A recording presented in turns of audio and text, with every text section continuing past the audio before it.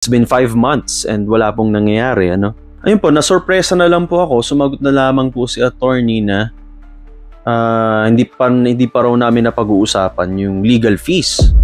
Gulat na gulat ako kasi sabi ko, sa isip ko, sasagutin ni Senator Jinggoy yung legal fees. Dahil sabi niya nga po ay sasagutin niya raw yung abogado ko.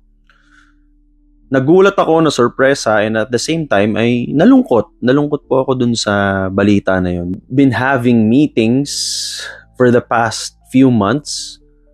Hindi po sa akin nilinaw ito na for the Senate lang po yung assistance sa akin. Kinontak ko po uli yung executive secretary ni Senator Jinggoy.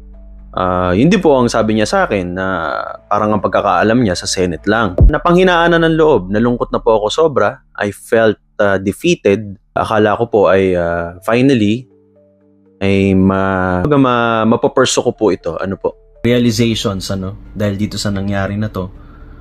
It's the hard truth na talagang mag-isa lamang po ako. Wala pong tutulong sa atin na ibang tao, kundi yung ating mga sarili.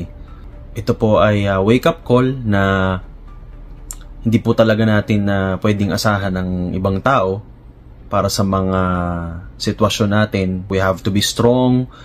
We have to keep fighting for ourselves.